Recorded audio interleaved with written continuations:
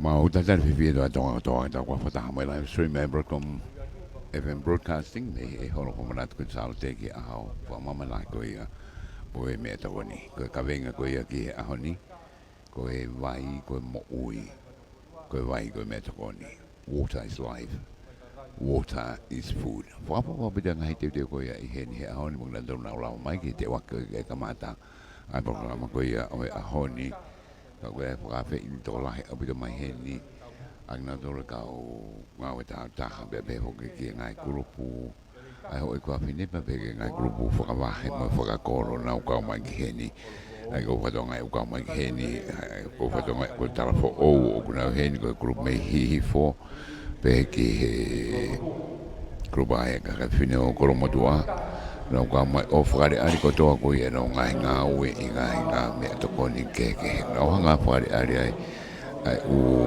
me to ko ni Tongatapu pe hange ko e me kai pongpongi breakfast me kai ho ta ke lunch be ke me to ni fa fi pe ko dinner no o si de ko to ana me ko ya ku he ni ka mo ka ta ke hange ko ni shi trading na ka o bi ke ta ko ya ngowe be po ki ka ma ko ngai pot ma o ngai wa ngai pot ma pu nga me pot ma mo ui tak mamata consumer ka pot nga o to tai la o bi na wa de ari ni a honi pe mo ngai ni grupo mo na to lu ta be na lo lo wa ko mai ta mi no wi ko ya ta mi ko wi ko ngai pa de na ya ko pa de u lo ki be po ki e fo ki ko ga na to ko to la ka ko mu fa po ma abito ngai te de ko he ni na ko ba ngai ko te bi ko en shi na nga pa ani ai na mai ko ro ke ko pateta ko onioni hina ko kulo be ki hina ono fare ai mo pauta ko moringa o si po pauta ia he dai mi na nga na to ko ia o kusuka be au to ko ni ko ki ka polisi le o ia so te ale o ia o tau sino ano nga ke moringa ke me ba ho na nga hu nga me ke he o nga o aki ka ko ka we nga me ko na nga pare ari ko ia e a ho ni ko nga mo wi nga pare ari he ni ai like ko e suka i he ino ma tu ka venga a ho ni ko vai ko mo ui ko vai ko e me to ko ni pa no nga pare ari ko to ai me inu me Coca-Cola o pa ke nga inu ke aro ke fang ko ka ko winu he ka de ka ai like ko ia e sepun suka o ko he inu ko ia ya o ke ngako o e nga me hange ko ko ka de ka be ke kwa pa ko ngai ko ro ke kuna o stoki be da pa aki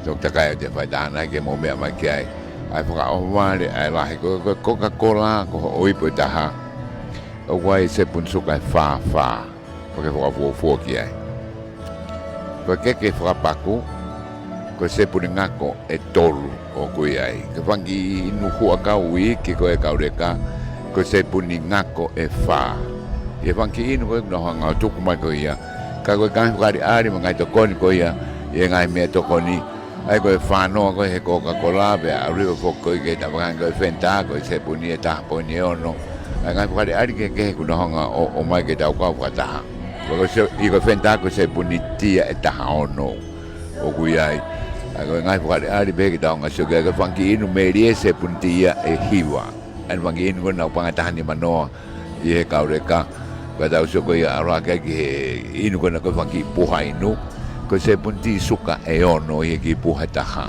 arrivo ke milk ko ultra milk se punti e nima porque fa fu leva i la ya me ko se pun nga ko leva ko ya i ke fa pa ku o ku se punti e fa ai ko ta wa kai ko to ngai fa ai ku na to ko ni ma ko i ni ta mini ko barbecue ko se punti e tanima o nga ko ku ya ko finga be but nga moi ke to ko me ka motor ba ka ko ke ta va ko ya ta nga ko ni fanki no tolo ko se punti nga ko e tolu e ki pe ki no tolo ta ha ai ko fanki to ko ni ko ka mo nga but nga a honi ko a honi me to ko ni ko a honi ki ta finga a ki fra ta i a honi no siofi when I me ke tu ke nga to ko ni ko no hanga fa me ko ya e uta pa ki ke o hanga ko hiki nga o no nga te mai ko ia ke nu ta ra be nga i api o lava pe o ngā we ake ngai me ake hange koe re mani koe re tisi koe hape hapo i akau kai whakakau ki ai pia moe niu o no te ua ke whare ari koe i a honi ake kakuna o kau ma hoki hange koe potu ngā we i ngō we una whare ari ka whare ari taha ko ange ko tima asme i hawa tolo whare ari kape ko ane ufi ko talo futuna ko mei ko res ko hopa ko vi bia bebo ki he kumala na honga o mai kau mai bia mo kau taha ko mei hawa tolo ai mei uta e na honga whare ari ko ia ai na honga ko roa mana me ko mai mei uta i a honi ke tau wakai ke kau mai fuk mea he ura kai mei a hau e raunga o mai e ngahi mea tau suke u rauhanga o loro i e lau i mani oke loro i me lau i kumala e ngahi whare ari katoa koe ka koe whakarangangi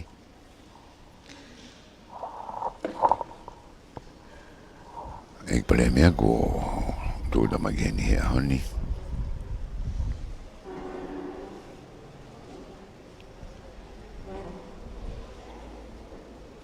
programa koe ahoni tata kotoa ai hiwa e kauhiwa koe me he akosi i a Kolowai Primary School kamataro tu e tare kita o e ngā koe evangelio e voi sire nā pai whakatok tāneri tare ani mai tōlu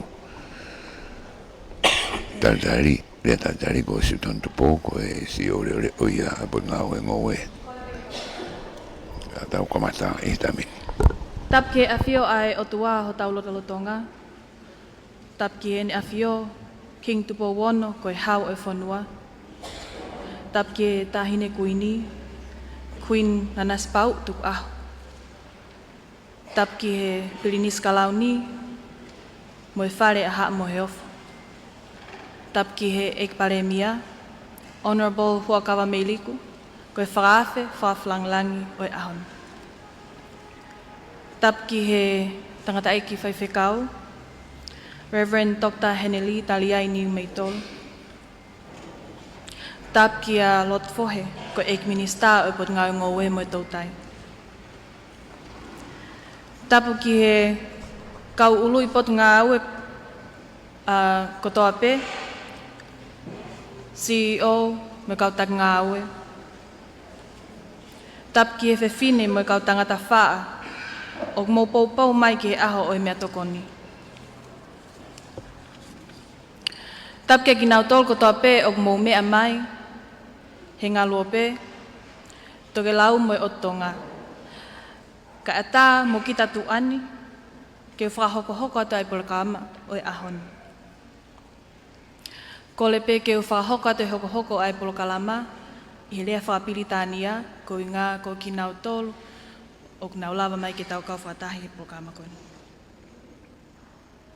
As I have relayed my respects in Tongan, I would also like to convey the same to all respectable diplomats who are joining us on this day, commemoration of this year's World Food Day. Without further ado, I would like to ask Kolowai Primary School of the Free Wesleyan Church to please lead us with the hymn, and may I please ask everyone to stand up. Thank you.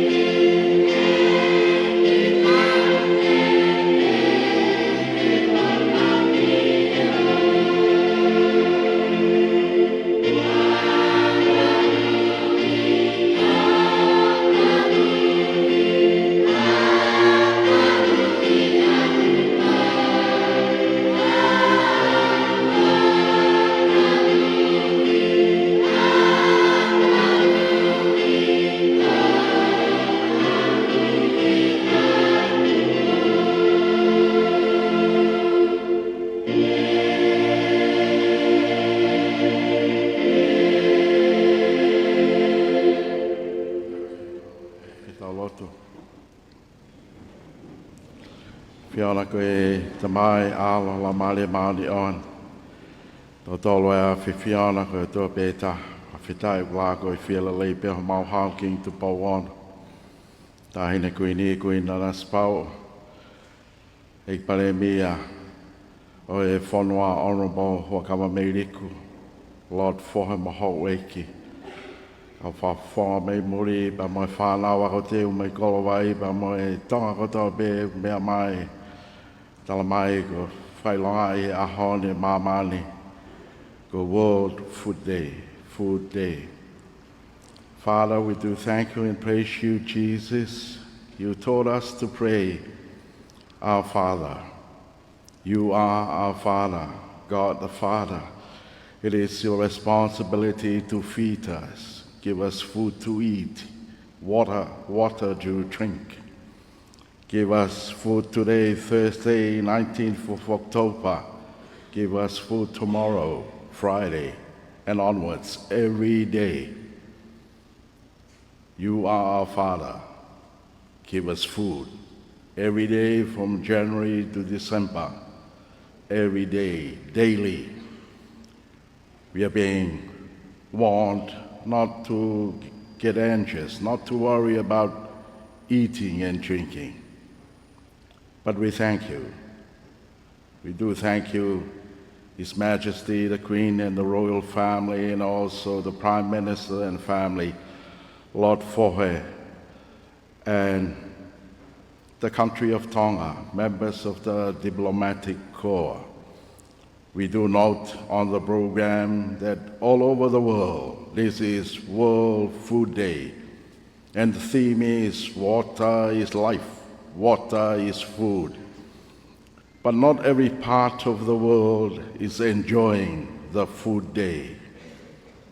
Some parts of the world, it's a fighting zone, a war zone.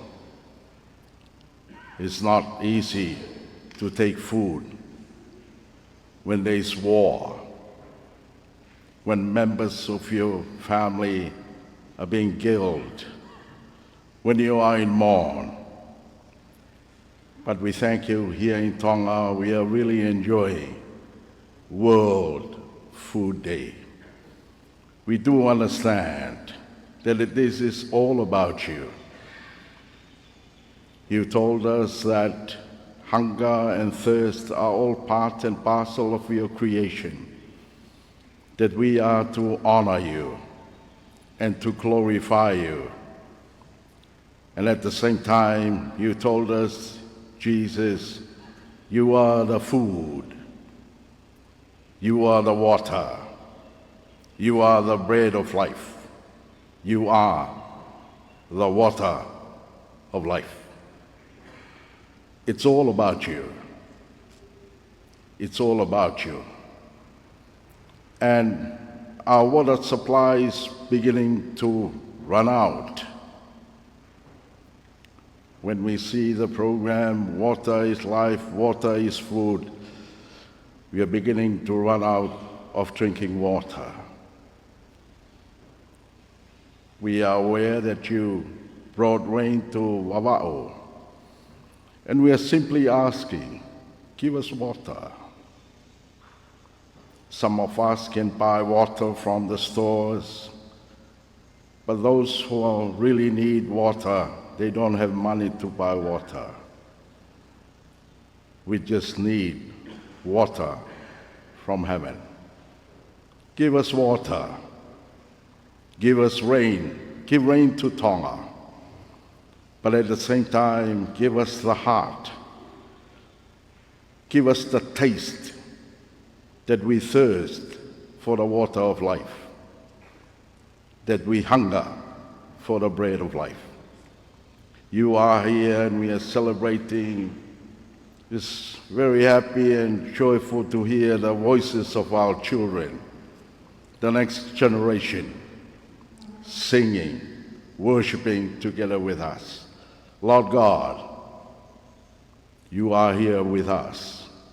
You are our Father. In Jesus' name we pray. Amen.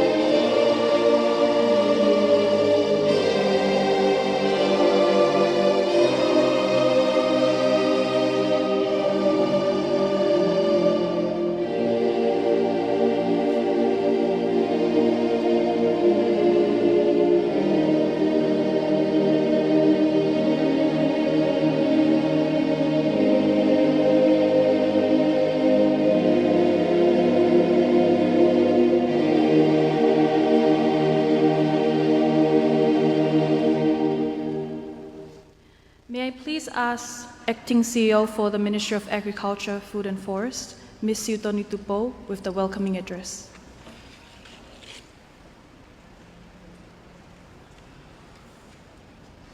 Tulou, tulou, tulou. Te hufanga pe he whakatapu ko osio noa whaki, kai ata moa au ke whai ato haki lea talitali, me he potu ngā ue ngoe, me atoko ni, pe moe wao a kau.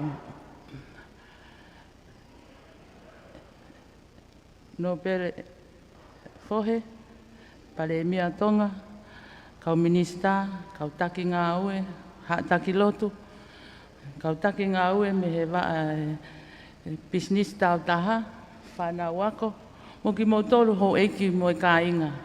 O ku tau iheni, ki tau Katoanga'i, ai aho whamamani lahi, pe koe aho ai mea tokoni. O ku mau talitali whiawhia ki mo tolu, ko ho o mo kau mai, o ku mau hou ngā ia ho mo mea mai he aho ni. O ku haa mai pe i he aho ni, ai tau ngā ue whakataha, whetokoni aki, pe o ku atu a whakaloto lahi, ki hoko hoko atu, e tau ngā ue whakataha, ki ho tau ki whonua, ko Tonga, mo ka hau, o tau whanau.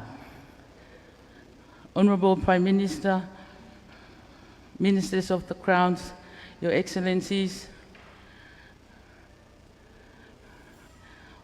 all the heads of departments, business managers from the private sectors, students, ladies and gentlemen, we are honored for your presence alone, and we have displayed our working together, our collaboration within this country and with our regional and neighboring countries.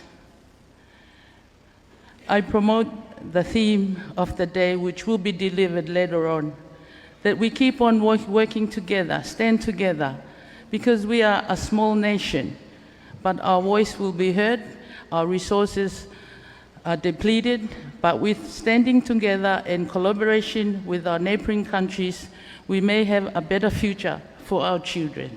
Maloa apito, and again, warm welcome for today's celebration.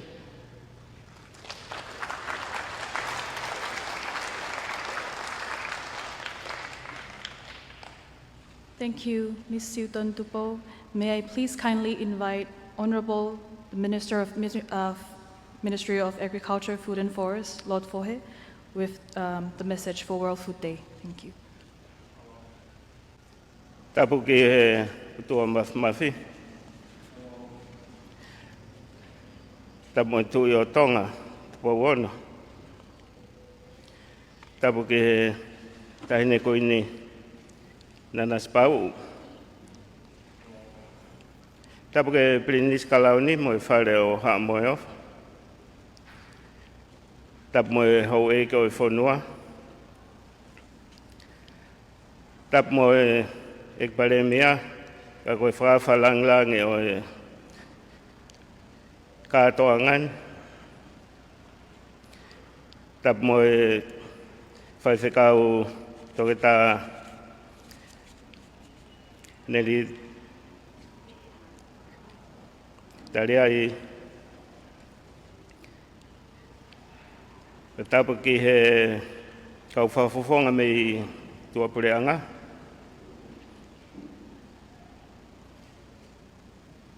Tapu whoki mo tolu kotoa o tau i he hoa tāne ki Katoanga'i o i aho o i mea tokoni. Ko kore ke hufanga ngai whatapu kotoa kai ata mo o ke whahoko atu e whatongia rea o i houani. O whakamanatua he aho e mea tokoni o i tauni, ai taha o i ngā he matai koloa mahu inga taha o i maamani, ai vai. O mahu inga ai vai ki he mo ui i he ene tokoni, ki hono whakasisi ai si e kaia, mo i masive siva, pea o sia kotoa e ngā he tau mua. Whakalakalaka tu uloa. Ko whaingataa, o i whemaliu liwaki o i ea, whakautu ai tup tokolahi o i kakai mo i langa whakalaka-laka, whakaekonomika, whakasosiare o kuhoko ke whakautu ai hono ngā ue aki o e vai. Whakalahi mo i ngāhi, whakalalahi mo i ngāhi whakatamaki whakaenatula, la mo i tāwhea, o ne uesia aho tau ātakai, mo ngahi uesia lalahi ki tuunga malu o mea tokoni whakamāmani lahi. I he ahoni, ko laka hake i he wahe tolu e taha o i kakai o i māmani, o ku i kai malawa ke mau ha mau anga vai whe unga mo tāu ki he mau mea tokoni. Tau te whito ki he ngahi ngowe anga i ki, kakai whewhine, tau tupu, kakai tu whonua, kai umaa at nau tolu o kuhik whonua koe kumi mo ui. O kuesia i he ngahi palopale mani, o fuwhie mau, ke tau ngāwe ake e ngahi ilo whakaere saenisi, whotu whakaukau, whakamatala mo e whakateknolosia, ki hono ngauhi, mo whotu hangahi whaunga ki he ngāwe ake o vai e tu uloa mo tolonga nge. Koe ngowe, ne ngāwe aki lahi taha ai vai melie, ai a koe pēsete e fitu noa. O fuwhie mau au pito ke tau riliu e whaunga o ngowe, whakamāman lahi ke toi lele iange, i hono whakasi oi, ngā ue aki oi vai. Mālohi, pia tu uloa, ke whakawhaingofua hono tau i o sisi oi vai, o tau whehangahangai mo ia. Si ngai ka ngā mea, ko sisi iange vai, ko whainga taa whakai māmani lahi ia, o whia mau ki ai hatari whakai māmani lahi. Ko tā whea, ko whakatū tāmaki o kulau mō meniti pē, ko ne whakaauhai me a kotoa. Ko e ure vai o kuesia lahi ange ai mau anga vai. I he a whakamāmani o mea toko ni ko e ni, o ko kore ki a tek mō tolu kotoa. Ki whakawhoou e tau tukupā whakalukfua, mo whai hangahi ngā ue, ke whakalelei e mea o kuhoko. I hono whakapapau i ai malu mo i mahu inga whakamāmani lahi o e vai. E malawai ke tau ausia e asenita o e ua awhe tolu ngofulu. I he tau kau whakataha, te tau lava ke teke ai a hono ngā ue ak whapoto o e vai. I hono riliu o ngai whaunga ngā ue, ki he ngowe mea toko ni, ke ausia ai a ngai lelei lalahi e wha. Lelei whakawhaunga e tau mea toko ni, lelei whakaiwi e mea toko ni. Malu i mo Tonga'i ho tau ātakai, ke tu uloa, pia mo ui tu uloa, pia toi lelei ange, o ikaili e kina hataha. Kore ke hoko atu i he rea whapapalangi.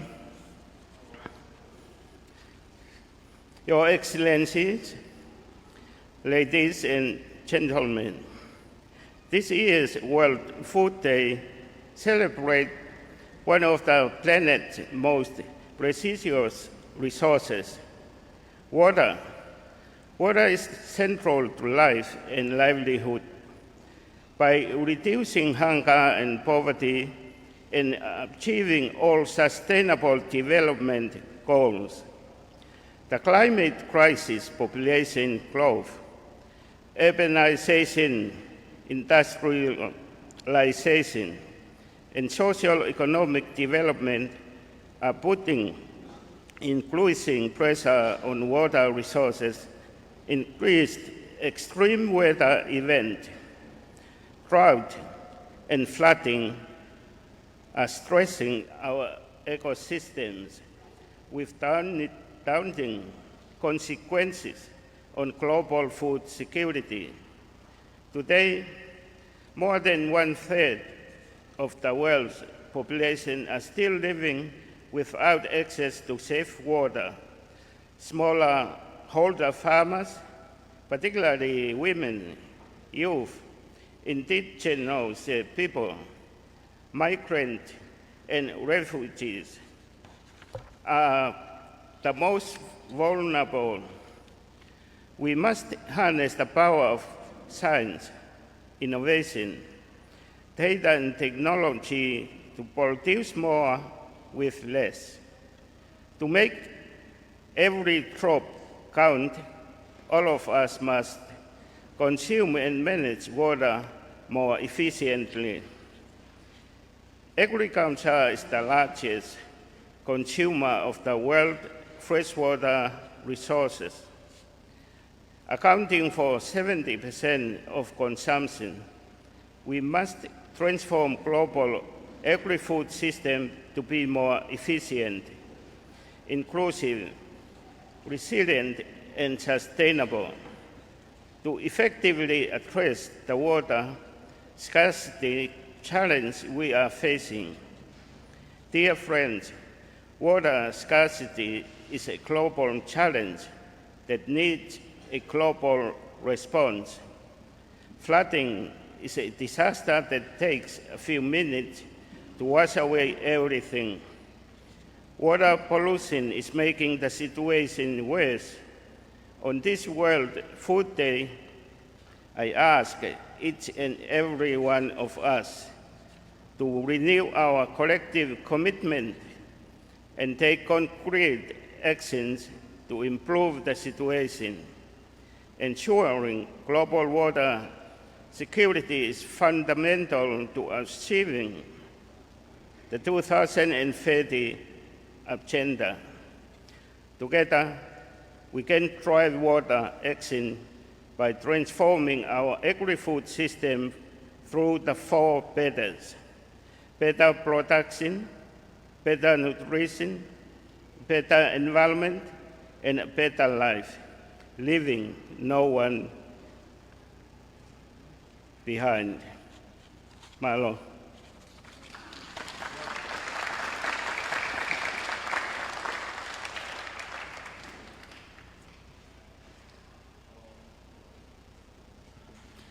Ladies and gentlemen, next on our item is a special performance by our young guest in the front. In our pre-judge events, they have won first prize for the singing competition in the kindergarten category and also the primary category. So they are very interested to show us some of their performances. Please, everyone, welcome FWC Golovai Primary and Kindergarten School.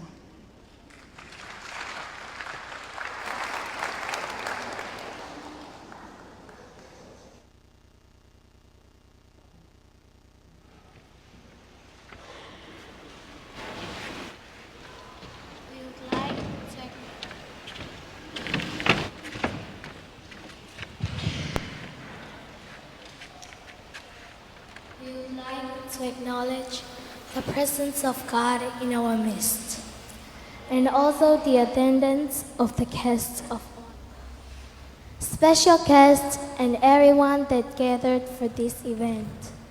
All the students of the Free Wesleyan Primary School in Golovai would like to perform a drama and show how the importance of the World Food Day.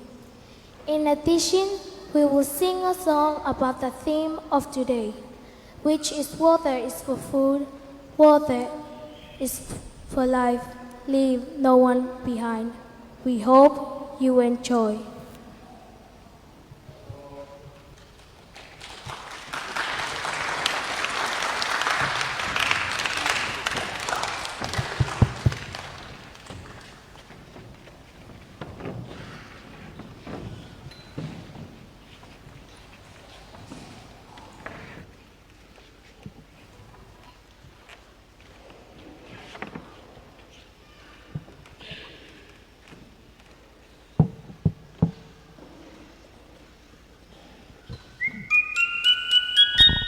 tare fe tu mo Tu wa kwe fe tohi kai toha ko mau mea kai o kai he tai mini.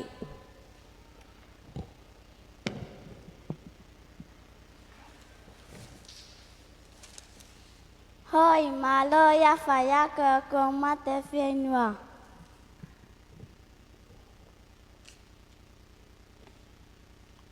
Wana, hinda finta goya, maka kinu. Ikai, Ayako, kono mayan wian de fina finta. pakai kime ak pa Facebook ka faya ko. Nếu mai cái cầu kỳ in wow. Ikai, fan ta ak kasanak pangafay. Ay fucking nabat ko for lole aneuhu. Owa teke ave ko ne mai ne ostafe teke ta ene inu ma merie he okukavi ki hanakete. Si, tia poto, hoko hokete. Hey, kau kau faas ngai pene anie. Feu nga.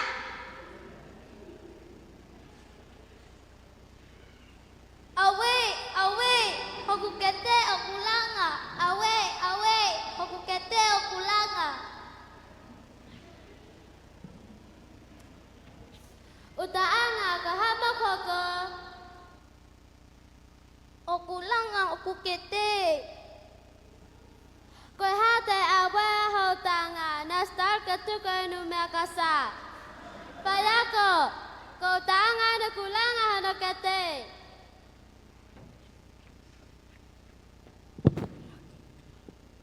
Na ko silea ke tu ko enu kasa he whakatu tamaki ke sino. Ko hina fenta ahai. Payako, tuko tafulu kulanga hanokete. Ko toke tak lua hi fo ui atu. Tokata, hasuko kita masiya koko kulanga hanokete. Yo, okay. Kofe.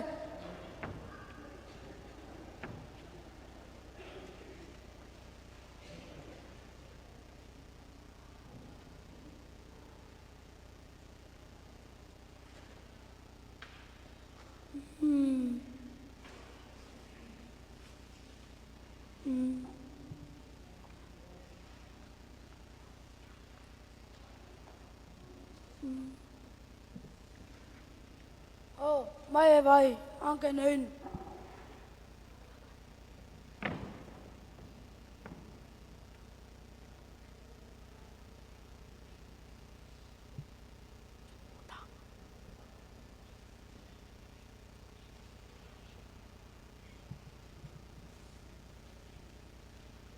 Saya.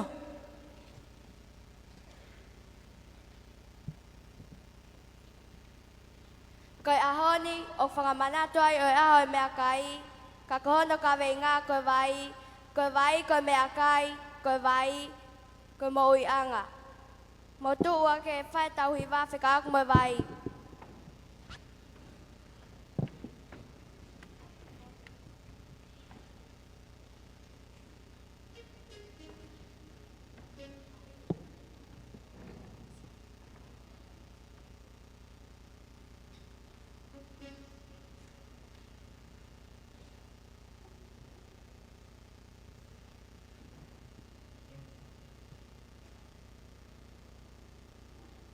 Kinda kare ni moe primary kuna o whae nau hiwa koe ni. Nga dona i kuna whea uhi ki hao ni.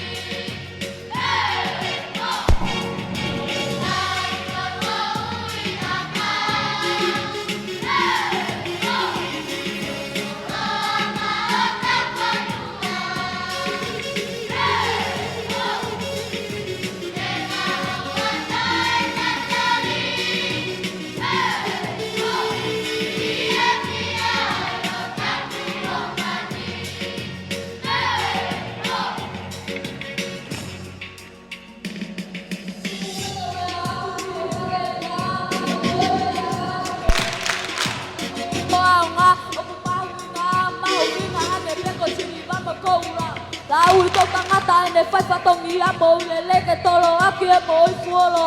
Koe ha ha o lau o kou I heni ke tala. Vai mou le le ma atonga.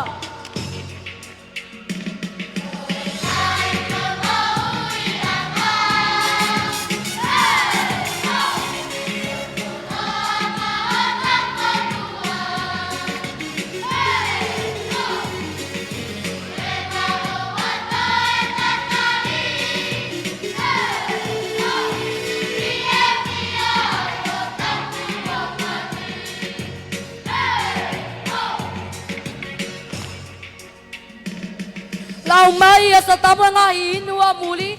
Me lia pe ai whake whai ana tasi. Kakapanga te wiku ai ki e whale maki. Ko ngā ai ek maui he na whamamani. Ke raka pe vai a kuto me rangi sai ki a tamai pe mwe ngai o kani.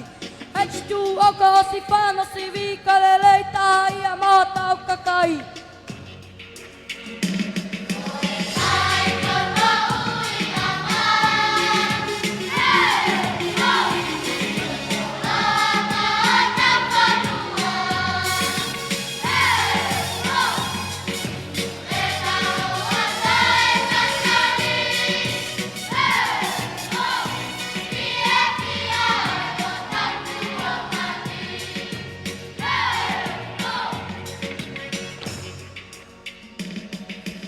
Whananga mua ki e lau a pata, te sate ana ngā e vai tausino.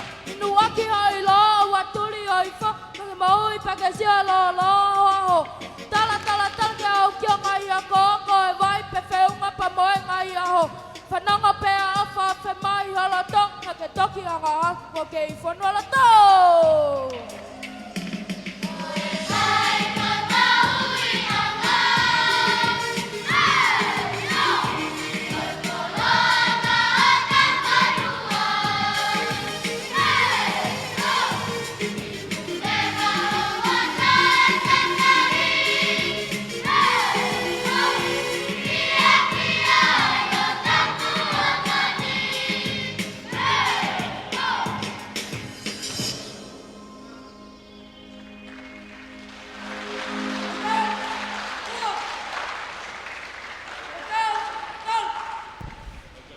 Kendi mo ako si I ay ang nagkaroon ko ay ang koloway.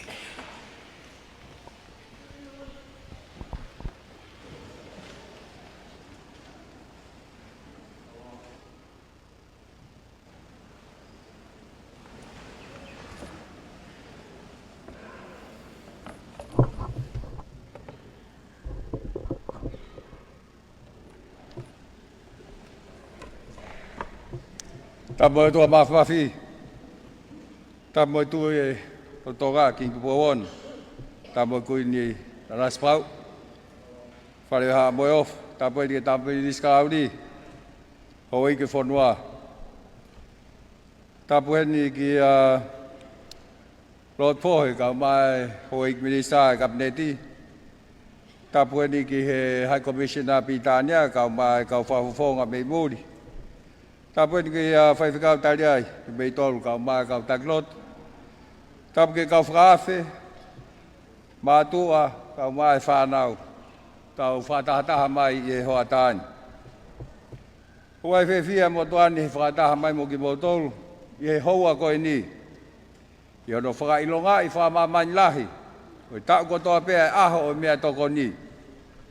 Ka koe kaweinga tau ni ono whakatuu mai, me kau taha whamamani lahi a mea toko ni mo ngowe, ko hono whamamawhai ai mahu inga oi vai. Aia o whakatau mua, koe vai, koe fufunga moui, koe mea toko ni, pia ke ua na alie ki na ai hataha. Koe ngowe o ne fuwhi ma oi vai, ka mohono ngahi ao ngā kehe kehe.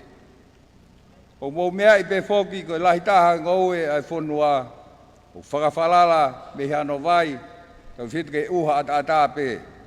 Me he maala ke he ngoue vestapolo pa me he foki ke he akau fua ka moi wao tata ka maa ai saa wha o au ke whakainu o whakapulu mo whakasipi. E tau I tolu ko hili ko ngahi tau uha lalahi Pea utala pe ia i he paangaua, ai hainga la i lu, talu me he wafe wanoa, o au mai ke ngai mahina si nai ko maliu atu. I kai ke ngata i kai lahi mo foha, ngai ngoue tala tonga, kai whakailonga i lahi, ai uha. E koe ongo ngoue vai vai, ki he whahai tau la la a. O tau lorotonga whanonga foki i he whahai tau o gui ko El Nino. Ai ni ko talaki. Ka koe whahai tau la la a ia ngai mahina. E lahi nai o au nai ke konga ki mua o e tau who'ou. Pea ua tau sio ai ke hiki ai totongi o hainga lai lu o mei liu ngā ua i he tainimi. Ka au maa ai palparema o ngahi ngou e kehe, kawai e maala. Koe taha pe eni o ngahi whakatātā, ka koe whakatātā wahino o whie mau i vili, pe koe fu mau inga whau ai vai. Ki he mo ui ai fu tālo, ka au toi uesia kehe ai, mo totongi o lau i lu. O mahina o pito pea e uesia pe hololahi ai foha, o fua ngō e. Kai tau te whito ke ngai ngō e, haka pamaha hake ko Vestapolo, Meleni, Talotonga, Vanila, kai lava foke hano fufui. E whakaofa au pito ai fua pe foha, e mao me ngai ngō e koe ni. Pa koe ia e whai ai hano whamama whai mahuinga o vai. Koe de kaunga tonu ke foha pe fua o ngō e, kai umaa ai musie ke whangamon manu, e koe mauanga mea tokoni, koe ngai whanua kotoa mamani, kai tau te whito, ke whakaau, ke lolo ange, me hoko ange, a ngai wha i tau la la pe El Nino, koe whakatupunga me wheliru iwaki o ea. Pe o atoa e whakamalo ke potungau e ako, mo e mātua tau i whanau. E whengau e glelei koe a whakalele tau programa whawhanga e whanau he ngahi lau tohi, ai au tu o ua he wike. Whakawhiawhia a ua tu ke ngahi motu, kadak be au pau tono no he taimi nihi, kau whai pe whenga ke a ua tu hamea tokoni mai tau whanau. Whaamu he kahau e lava tu o lahi ange, pia toi lelei ange fok. Tumua ke atua talamonu ke kakai e whanua. Tau ange ke lagalagai monua i peho tau aho whakamamain lahi, o mea tokoni, ke tau maringi maha tāpua ki uha, moha iwi. Pia tau whakamahino i mahu inga, koe aonga vai, ke ngahi ngō we, pia ke kau ngō we. Koe mon manu foki, ke nau matatari, ai whaha i tau la la koia o El Nino. Pia koe taimi whaingata a pehe ni, koe taimi e whetokoni aki, taimi e whepopo aki, koe taimi e whewahewahe aki, ke eua e li e kina hani i. Patai whakamalo ka lot fohi, koe pot ngā we. Yo mo whakatataha i mai tau tolu, ke whakailongai ai mahu inga o e aho ni. Tūpua ke whahoko atu ai toi ngā i he lea whapapalangi.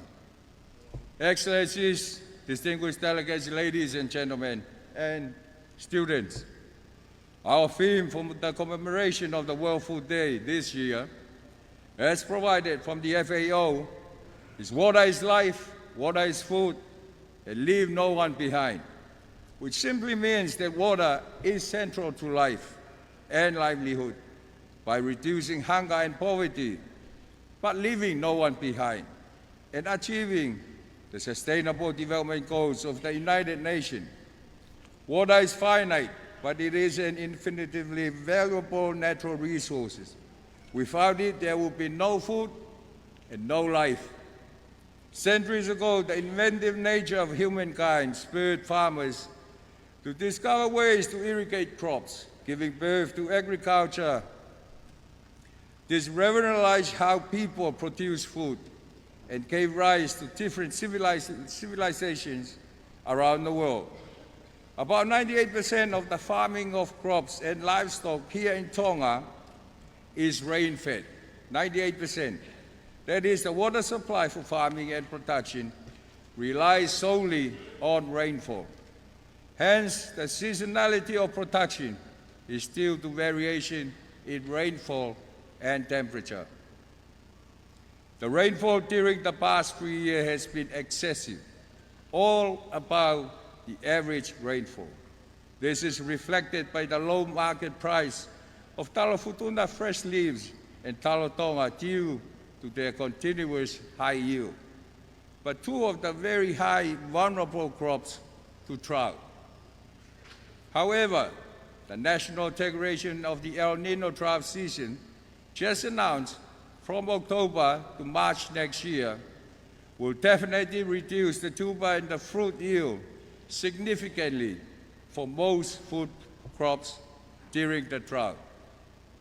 It is especially for most of the shallow-rooted crops, such as vegetable, watermelons, vanilla, and to produce any reasonable tuber and fruit yield during this drought, these crops must be supplied with water by farmers via manual application of water to crops or via drip irrigation. Today, the future protection for El Nino drought will be more frequent and last in a longer period as a result of climate change. Hence the importance of water to us all, not only for drinking, but also for the production of all food crops and livestock. Times like this, programs such as the school meals become more important as food becomes more expensive and our children may not have a meal every day. So I would like to acknowledge the work done by the Ministry of Education and the PTAs in offering school meals twice a week.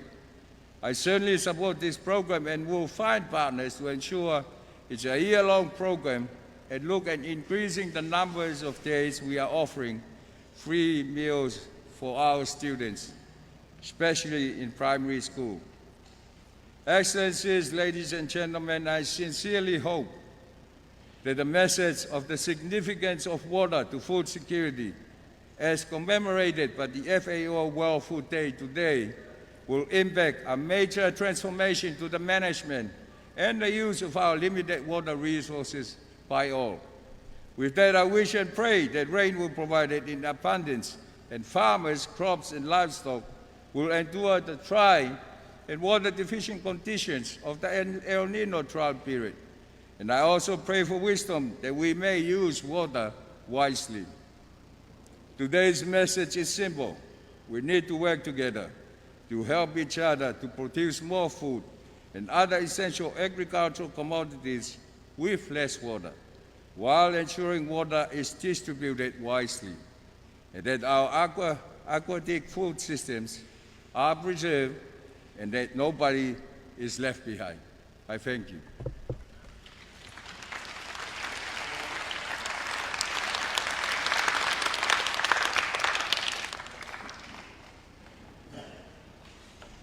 Ladies and gentlemen, next on our item, I would like to invite guests of honor and CEOs and also our diplomats and the rest of our guests to please have a tour of our exhibitions and also the lovely food that most of our women and men have prepared for us.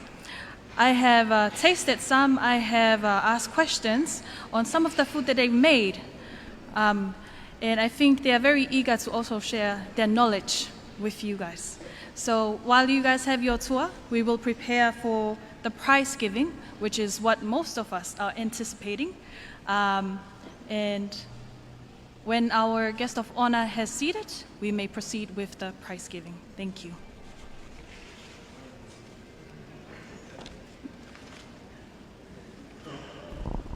Ko e whawhi ai taimeni ke mea te whapalanga ni pepe ke kaua whonko ia me murika ma akina tolko ia e punga we o me tonu ki ngai whare ari ko ia ngai me tokoni ke he ko te ko ia e kau tātang ma kau whini ma kai punga we o te ko ke whare ari ko ia i he ahani no kamatanga weke ane nai ka ko i to kama whukene ahere te o i he taimeni a kau mai e kau kakai tātaha, kakai whini, kakai tangata no kau mai ko ngai kurupu ia weke ngai wahenga ai ko whatongai ko he takai ko ia ane nai ko kau mai ki he ni a talafo o lahe pete ngai whare ari mei talafo o kau ari net kuhila kau mai wo mataha me ia na o kau mai he ahoni Pe voki ke nisi training no kwa ma voki tai ko do be ka alo ke ko ya ko te ta ma asmi ha ma to ka mo ya i wa ari ko ya ani te be voki me uta me ha ma to ro be ko wa henga hi fo o we na wa hi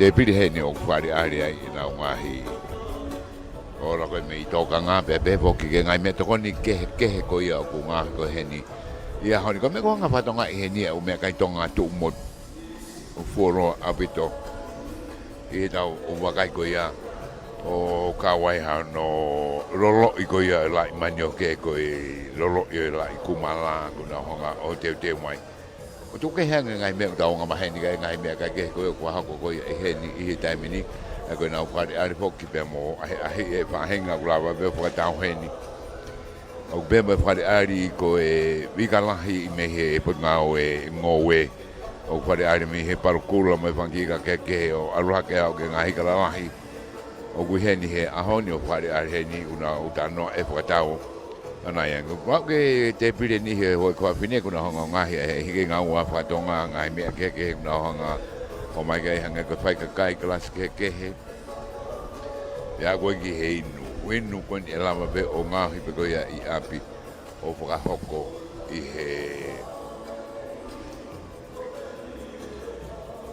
he tava ko e ta honga o fai ara da una honga nga aki o hanga ko te mata ko re mani ko re tisi pe a be foki pe a mo e no nga ko ya nga ko ya ka ke pe a hu aki o me hanga ko ha o tai nai ake niu ka ko fanki inu be nia na nga ke te ha me ke e aru ki ai ngai me ke fari ari he no ka wai pauta moringa ni o so pauta ma ki pepa ngai be ma ha ma ki hu i be go ko ta ko ki mau po ma da me i gula ya be ai to kon ki ke na to ko yo kusuka be agula ko vai ta mini ia i be to kon ki ta ko so ti are o be ngai minro sinoto o de fari ari ai be mo ma ho a mei maho ago ngai me breadfruit flour ke fo pa ke ko ta ke ha me te hanga o ngau aki ka ngai fo al ko ni ngai me to ko ni ke ko ta kai ko ki ai i ngai de pile ke ta ko na hanga o ngau ko ia ni we fo ko me fo al ni ko ai o ta va su wa ko ai pa mo o ta ko ngau aki ai mu feke wai mo su de sawa mu feke ko o ta mat mo yo o ku kau mo ia i he tawa ko ni ko o ta mehingo ko o ta kaloa ko me ka fa ko e palu o fa pa ko na nga pali ari ngai me ke na la ko ai po pali ari ai ba mo e o ta limu ko ai limu ba mo niu ko na nga ko o pali ari he ni ka mo ba mo ya he ulo kai me a hau pali ari na o hanga ko ya o loro i ko la manio ke ba mo la ko mala pe me grupo e ko vini me ko mo tua no nga o pali ari ke manioke ko ngai ke na hanga e ko ia e pali ari ko ia o e ahoni ka mo fo ba mo va he hi fo no ngai te pili te tabe mo na tolu na tu ko ia ba pali ari ko te pili ko ngai ngowe ai ko tima asmi ha ba tolo ka we kape ko ani ko ufi ko talo futuna ko mei ko les ko hopa ko vi ko kampisi ko lu ko kumal ka mai fo me meri me utame ha ba tolo grupo ya no kwale ari na ngai me ko aseni ka de ka mo pe fo mo ngai bot ngau ai por anga ngai ba ke ko fe ngau akeni ba ko mari ai por ngau mo ui e na kwale ari ko ia na ulavi ngai ane na yanga te hanga be ot ka motor ko to fano ma hele tio heta mini ana hanga fu go ai lahi o e suka me vai ngai no ku ke ngau aki ai ni pe Coca-Cola pe ko ha ai ni ko Fanta o arifu au ke fanki puha inu arifu au ke puha ku akau ai lahi ko ia o se pun suka o ku ihe aku na fada ta pe ko se pun ti suka e whanau he na Coca-Cola whanau e Fanta aruiwa ki la roiwa horoiwa o aroa nge ngai me toko ni ko ia o kwe e ngako ange ko keke whakapaku ko se puntu ngako e tolu o kuma o me he keke whakapaku pake whaku forever lah ko ia Pe afu ken ke mo ulele ko ia o me to koni. Ko ara ka le va ko ia ki he barbecue. O se bunna ko ia e valu. Ko nga pe la ta no en ko fili a afu ko hai ko ko te ke hanga ngau aki. Ka ko tau sio ko ia e la ko ia e ngako. Ko ri pore ke fangi poha ho ka ko ko ultra milk. E fangi poha ho ka ma ta hai. Ka meri e pom pa ku winu he ka ureka.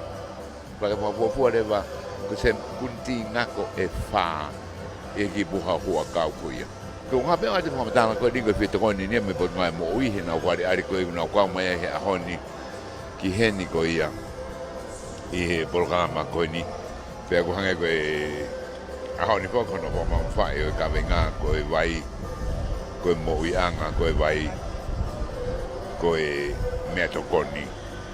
Pero no ngau aki ke ko ro nga hio ngai me kai he ngai me kai Tongatapu fo no na hanga te he fina ma to me he mai ngai akau aki pot plants of what I had. Ka mari ka ni kula be ko ki se punti suka mo se punti ngako. Ko me pe u ko fari ari ko e po ngai ngo we ni o ku noa. Ko ia ngako noa ko ia suka. Ko fo ni mata mo hina vai. Hina mai meire. Ko ua mei a kuna noa i whakatata koe ni una honga tuk mai koe ki tua koe ia. I he ahoni. Koe watu e ngai whakamatala koe ni ke tau wakai peke koe mo ngai waa ke whoku ki he ni. I he ahoni me he ngai po ngai koe ia ai pure anga ai ku kau mai ai po ngai ngō we whoku mahino beku nau i he ni. Koe tak mamata.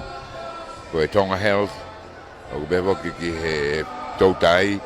Kai uma ai consumer ka va ai ta consumer ka bana ke lava mai ke na auto la he bi hen na auto kon ko ia fe lava nga he tu ke ko ha ho to ton ki ho fa tau e nga ta fa ki pe hen ka ko de va kai ko ki he ka nge ko parukula mo me ko na ho nga fari ari ko ia he ni he ahoni ko no na nga tu ko ta be ki na ho nga o lava te ki lava fa tau e me hen au na de mai be ai si me hen ko va de mo mai ki holo pa mana tukun Salote no wale ari foka ngahi aro ke ngahi kala lahiang e wangi ko e ko bukai tu ko mahalo ko e Natala al hakai ba mo e kelas ko ni taha ko ni ko e atu masa ke mo e paru lau niu paru mut ko no na wale ari ko to ia i heni ia honi ko me pa fa de ba kai ke kau mai ka fe fine api ko fe hui ko ha me ko be hai hang na fa matala ko ia Tonga Health promoting a healthier Pacific ko SPC me WHO ba to ka kina ko ia consumer wale ari ko ia ngai ngo ke he ngena da ko he na ti ma aska ma roki ai me uta be ke kau ngō ke he na honga whare ari koe na ngō he ni i ahoni i aha koe koe niu mata koe ngahi koe nei fua whakatonga koe kuna uen koe breakfast koe Fakavahapule'anga koe lesi kuna uen koe hiki ngā ua whakatonga ai na honga koe tuk mai koe i ahoni na usanga kof kātua koe ngā mea talo tonga koe ngahi mea katoa una honga o mai ai koe lai lu loloi koe lai pere loloi no kau ko to mai yo no fwari ari ko ni e uta ba ko me fwa fia ai fia ai to ta ko to ha ana me fwari ari ni ke ne fwa matala mai mo vele i ko ke ngau aka ngau ko ya ke to koni ko ya ki nga a ho peheni ai ne ma hinga ko ya ulere ko ya o ga ko tonga ni be ha ho ni ka mai mo mama ni ko to ke ai e tamini ba be fo ko ngai fwa matala ke he na nga to mai ke da wakai ko to ke ngai ngau ko ni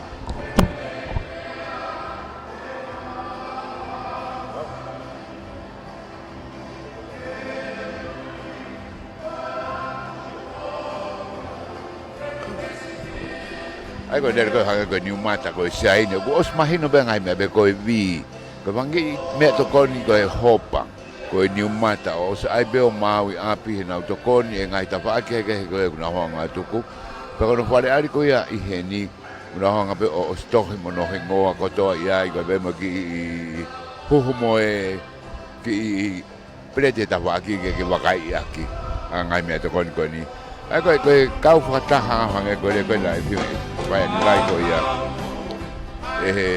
si ore o ko kau fataha ngai a pe ni ko me fa a kai ha se tamaki ke da wakai ke me kai mo me to kon ni I ka I hono teu I hono Tonga'i I hono to mono tauki ko ni ko ari ko ni I a honi ai tu ko to ko ia anga me to ko ni ke me o ta o me o tunu me o haka ka no hanga o fari ari ko toa ai u me ko ni he a honi ko po a mo ka mana mo la ma keni ko po ka na dole fa na wa ko ni ku no ko mo he ni ka mo fok mo kindi ko ia pe mo la to si ai a ko lo to ko ia a ko mai a honi fa na fari ari me na hi o mani ani nai pe mon ka ta foka ki me to ko ni hono nga hi ke ko ia o me to ko ni ki mo uilele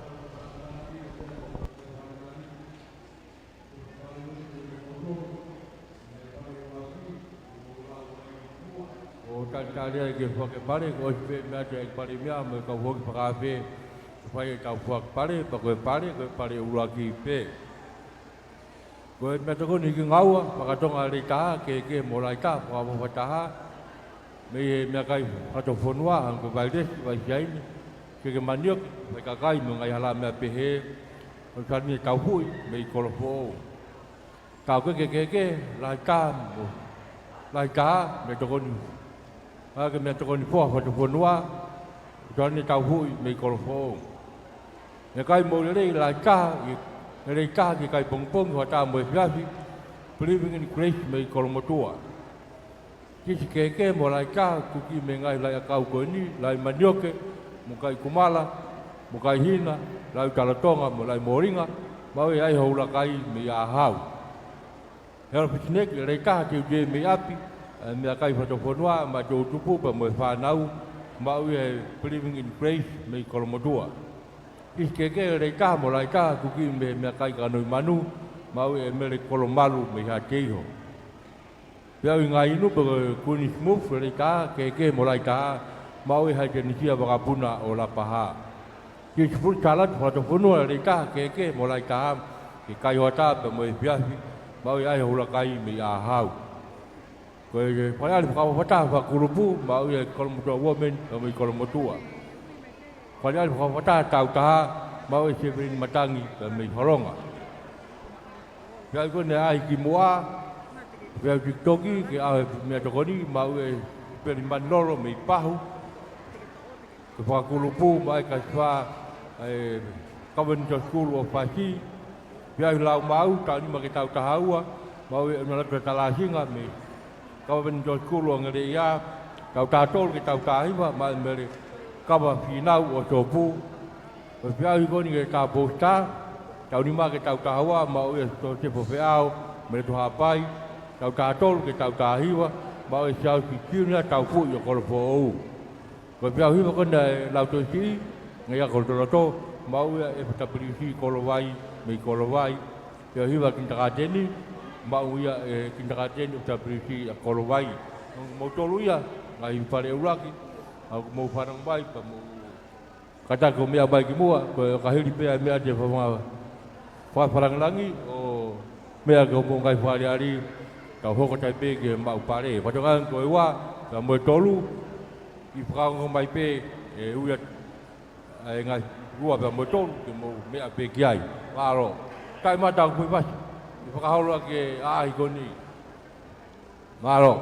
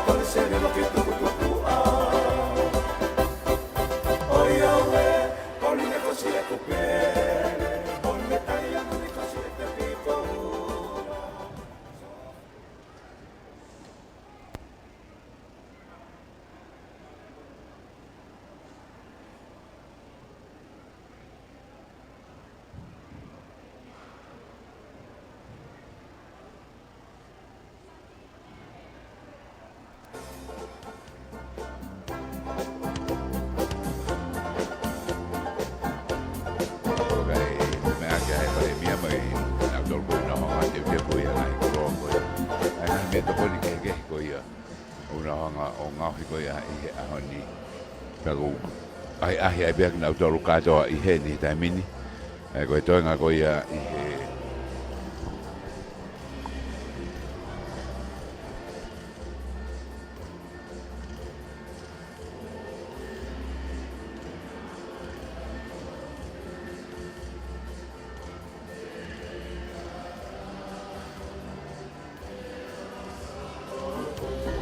ko tau hanga ni ki he foki ko ia ngai pare pa ngai pe ko madal ko me he ofisa ne Tonga ia na fa ko ia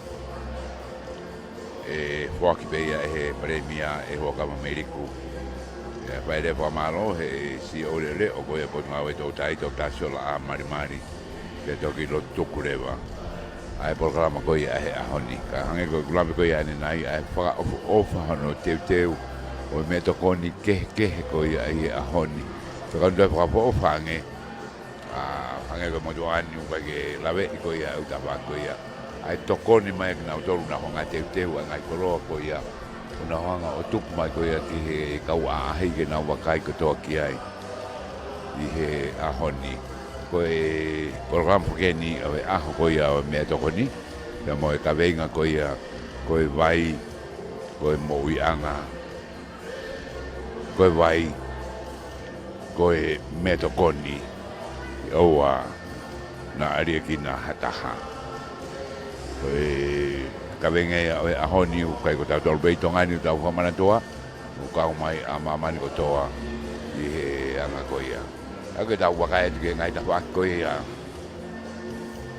ki he na u faka fika ko ia la o suka be mo ngako I ngai me mo me mai I tamini I modoro mo me mai he live stream I tamini Koe mea pe ua o ku hao me ai hala he suka, hala he ngako koe foi niu mata mo hina mai ata. Koe ke asene pia pe hai lah ko suka ai ba mo ngako kako. Ka koe whai te ako e ngahi mea behe te ako mai koe ke ngahi peitu behe ni ba ngahi aho behe ni ngahi aho maho inga au pito. Ai no honga whaari aari ko ia. Nau hange koe mere ni koe hina. Koe naulawe ni nai ki he moringa, koe pauta moringa e na. Pea moe mahoa a koe a ngau he mehe mei. Koe breadfruit flour, koe nishi. O na honga tuku mai. Ai koroa koe ia. Ke lawe e ka kai katoa pe poki. I na honga koe ia o whaari aari. O mai. Rai pa ngahi i a kau kakara o whaari aari mo ia heni. Ki he kau pe fine. Ka ku kau mai mo ia no o mai koe a hori ko ngahi te ngai a kau keke na honga whaari aari. Ka koe aho o mea to koni. O whatonga e ngahi ta o te ki moa e kau pe fine kuna o kau mau mai pe. I he a honi. I he ngahi me beni ange korineti uhila koe ia me i tarafo o. Pea behe kia na dolo e ka inga me i wahe hihi ko. I he ahe o urakai. Pea behe ka na dolo me i kolo motua. O unau kwa mai amin. Ko mea taku asi he ni he ahoni koe rimu tanga u. Unau hanga o kofu e rimu tanga u o mai koe ia o ku moa. Paka te arbe o ngau aka vai api o mauai. Koe kawanga koe onga no whakatau mai koe ia o si kofu pe koe ia I tonga ngau e. Thank you, everyone. Kawa ko mau tau foki ki e whakatau kei. So now we are proceeding to the next item, the most anticipated item for most of us, is the awarding of prizes. So may I please just ask everyone, when you are ready, to please be seated so we may proceed on.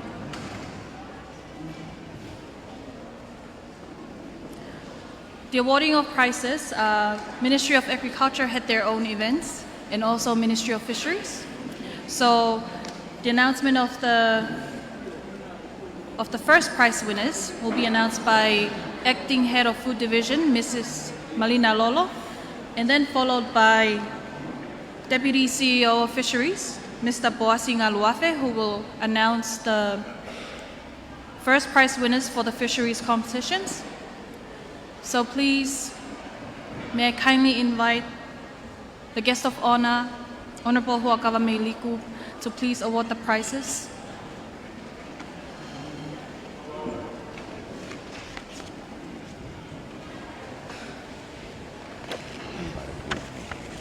Me to ni pang be fe au hi ta ku to be ki kau to tai ku na kau mai ko ia.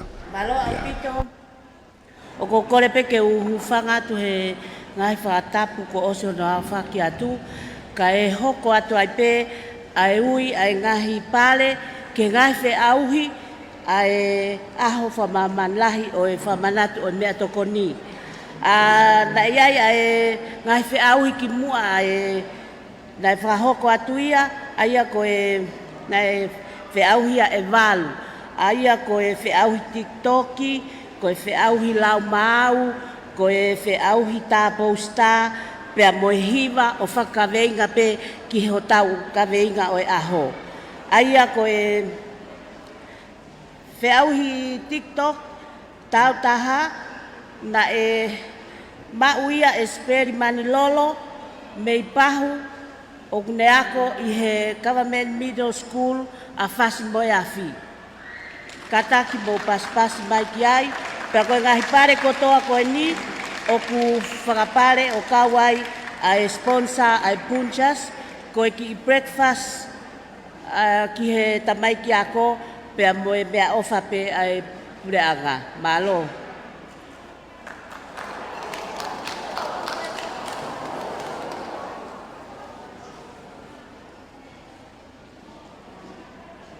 Malo. Koe pare hono wa, koe wheauhi TikTok whakulupu ia. Aia o whaaki ia ki he klasifa ai Government Middle School a fasi moi a fi.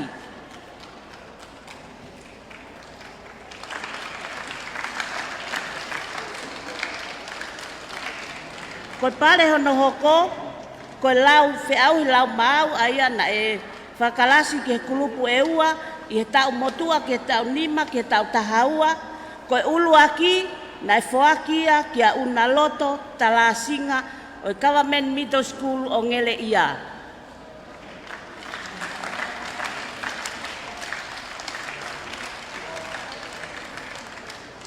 Koe whiauhi lau mau, ki he tau motua, tau tahatolu ke tau tahiwa, na e whoakia, ka mere kawa whinau o sopu.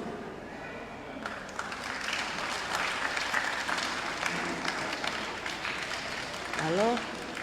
Ko e whiauhi hono hoko, ko e whiauhi tāpou sta, aia nai whakakalasi pē ki he tau nima ke tau tahawa, o whoakia ki a Joseph whiau o loto haapai.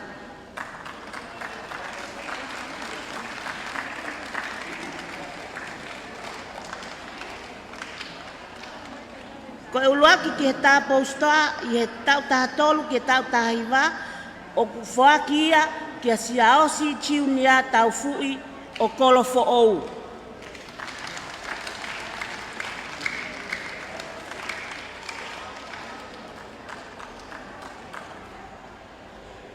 Malo.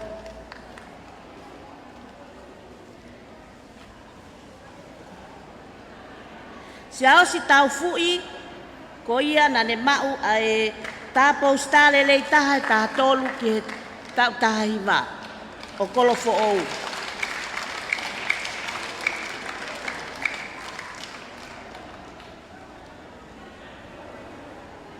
Ko e pare uluaki ki he whiauhi hiwa i he kaweinga ki he World Food Day, ki he lautohi CE.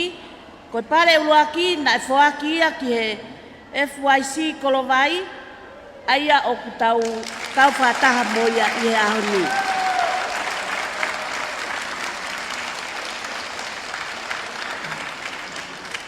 Nane toi mao pe, ai whiauhi hiwa ki he kaweinga pe o e ahoni, ki he kinta kāteni, na e whoaki pe moia ki he kinta kāteni a FYC Kolovai, o ku tau mamata ki he ahoni.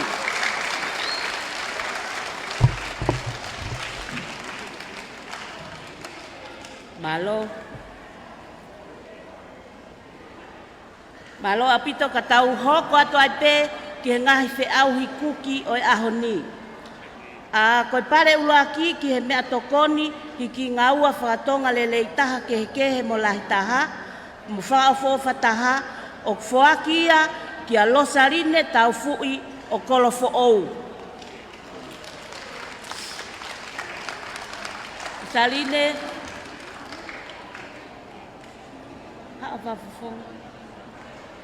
aia o ne toe uluaki pe i he ta o keke ke he kehe lelei taha mo lahi taha aki e mea kai foha whakaloto whonua. Katak mo pas mai. Ko he whiauhi hoko, ko mea kai mo ilelei ki he kai pongpongi ho ata mo e fiafi. Aia ko e whiauhi ko ni o whapaanga ia he Tonga Health, ai pare ulaki e lua mo tolu, pe au whoakia ki a Believing in Grace o Kolomotua.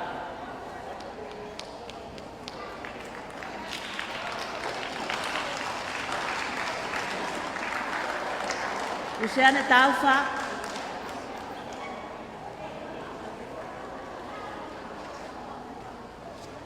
Ko whiauhi ana hoko, ko tisi kehe mo lahi taha, kuki me he ngahi lau i akau ko e ni, lau i manioke, muka i kumala, muka i hina, lau i talotonga, mo e lau i morinka, o whakapare pe moia e Tonga Health, aia o whoakia ki e klupu o ahi o ulakai o ahau.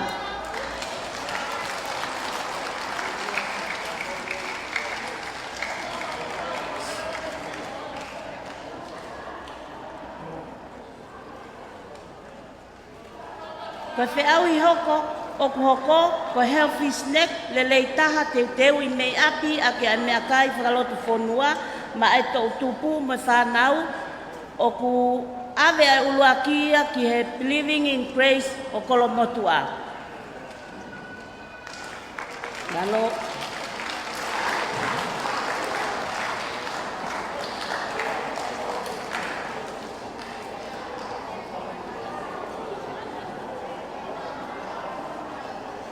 Ko te au I hoko, tisi kehe lelei taha mo lahi taha kuki me akai kakano I manu, ko uluaki o whakia ka mere kolomalu o haa te iho.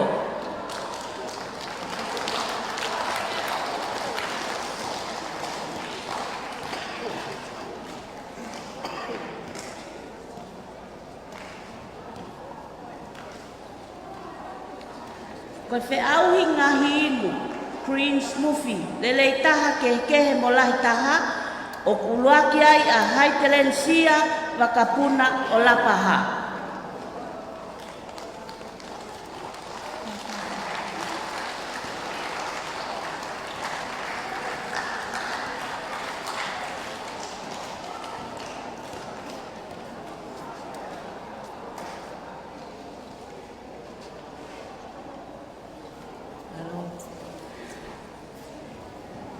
Balo, ko fe au hi hoko ko tisi fruit salad fa loto fonua le leitaha ke mo laitaha ki kai ho ata pe fiafi ko uluaki o aveia ki ahi o ulakai o ahau.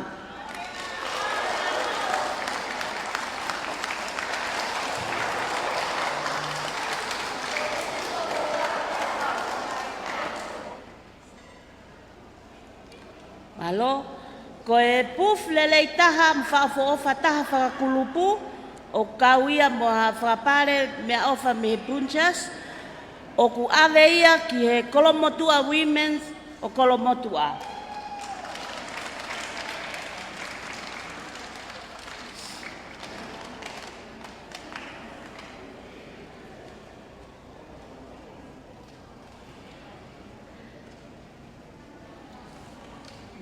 Ko e tau pare wha osi, ko e puf lelei taha, tau taha, ko te pire wha o whataha I e ahoni, o whoaki ia ka selevini matangi o holonga. Pas mai.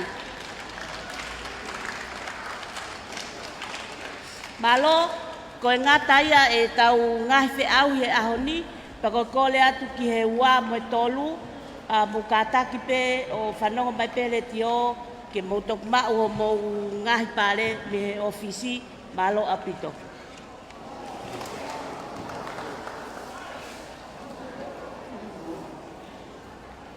Ko e ngahi whiawhina e putu ngā tautai. Ko pata pe me ngahi te pire ai ngahi kolo SMA, mau ia ki kolonga e Maria Sioko Noa. Toi mau pe moia ki kolonga, a mea tokoni ngahi me singota, Maria Peta Sioko Noa.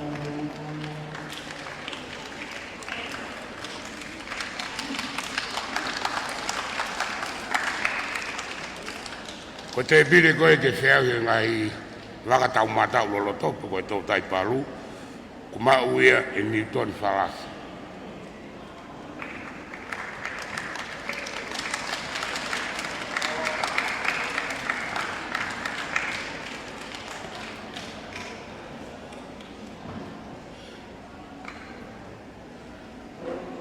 Wai heri pia mo e special award ki he whunga hano ngahi mea tokoni me he limu tangau, pia kuawe ia ke a masa kawakuti.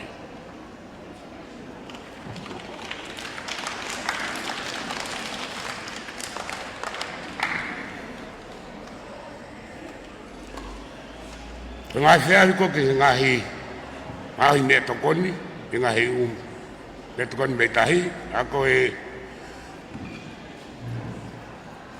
ko best seafood, mau e hei lala whiwhita. Pea toi uruake ai pē, I he best squid dish.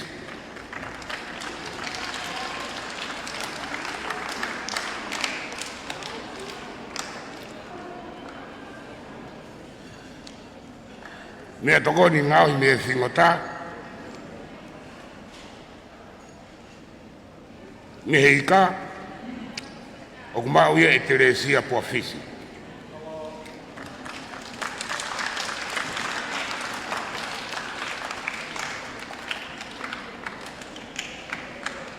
Mea toko ni ngau hi me feke. Kumau ia e Sirilais Manu Manu.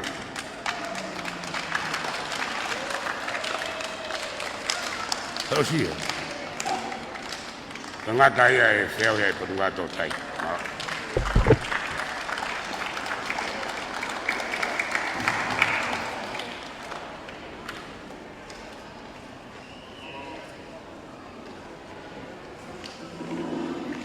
Can we please have one loud applause for everyone who has joined in for these food competitions? Not only for the winners, but also for the hands who helped out and joined in. It is a massive work, and we all know the energy and time put into it. So we all have to acknowledge that. Thank you very much. Without further ado, I would proceed on to the next item. Acting CEO for the Ministry of Fisheries, Dr. Siola'a Malimali, for the vote of thanks.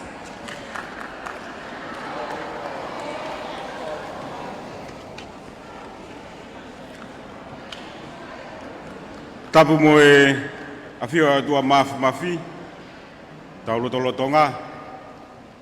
Tapia moe ekpare mia o Tonga, lot waka meiriku. Patulo wat, ya kore beke u whakamalumalu atu I he talamalu e whanua mo e Latu. E mai ngahi whakatapu kotoa be ua osi hono au whaki. Kau whakahamahama atu I he whatongiani aia ko e rea whakamalo o e Katoanga'i. Tau whakawhitai be ki ho tua mafi e ofa kua tau monu ai. Pia kei lau maari e le rei ai feituna, whakawhalang-lang, pia kai maa e kau whakawhi kotoa pe, ki whakamanatu, o e aho whakamamani lahi, o e mea tokoni. O watu e whakamalo, ki he ekpare mia, o kei lau maari e le rei, ki whakalang-langi, ai aho mahu ingani. Kamalo atu foki ki he tare kita e Wangerio, Jesue Siriana, tawata ina o Tonga, tokita tariai, niumei tolu. Kamalo atu ki he kau whaafi kotoa pe, o mou kei mea hen. I whakamalo lahi atu ke te mou tolu, mo whengau e aki whakataha, ke pou ki he ahoni. Pia mohono kawe inga. Kamalo atu ki heik minista, potu ngā ue, ngowe, mea tokoni, pia mo e wau akau, ka ko e Ministerial ore o foki ki he potu ngā ue tautai, malo ho lau maarie, ke I tataki, ai ngā ue mahu inga, tau mātaa I he ahoni. Kamalo atu ki he kau ngā ue, pia mo e Bure reo ai potu ngā ue ngowe, koe ngā hipolo kalama whakawho ofa, u tau mamata ki ahi e ahoni.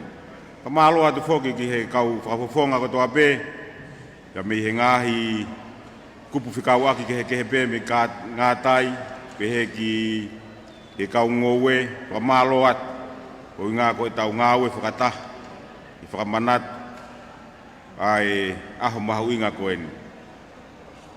Your Excellencies, distinguished guests, ladies and gentlemen, on behalf of the Honourable Minister for Agriculture, Food and Forest, and Acting Minister for Fisheries, it is a great honour and privilege for me to deliver the closing remarks for this important event.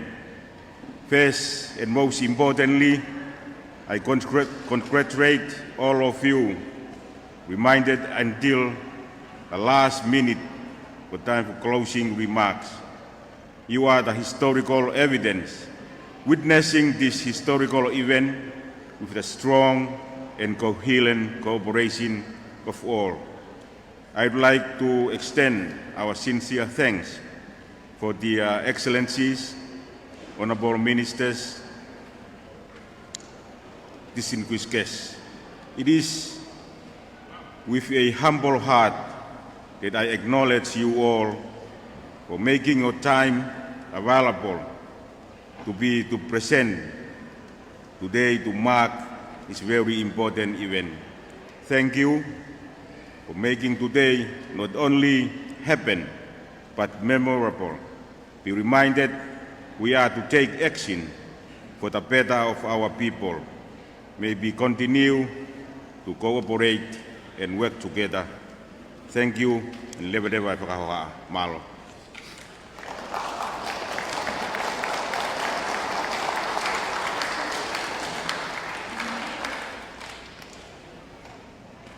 Salote, ik heb maar la manula ta pak, via ik ben meer van waar, via bij mij ik nou bele, via gaat ook maar tol, deel, bij mij vraag of, mij nou, maar kijk het maar van nou, bij mij kolwai, maar via, nee toe kon nou maar niet, het favoriet, via bij van waar.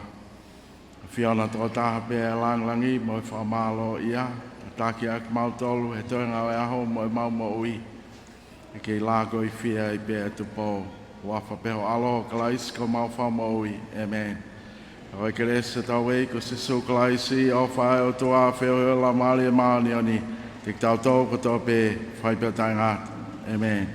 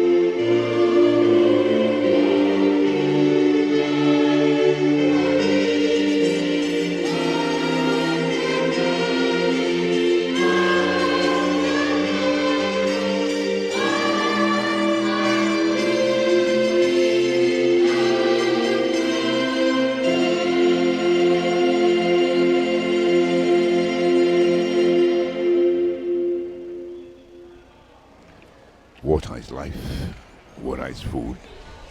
Leave no one behind. Koe ka winga ia o e tau ni. Koe wai, koe moi'anga, koe wai, koe me tokoni. O nare ki na hataha. Kai heo ka katoe e programa pa ho katoe me holo po Latu kun Salote o te tau manu kana tol ka kuna koe e honi. Pa malo te tau ka whata mai.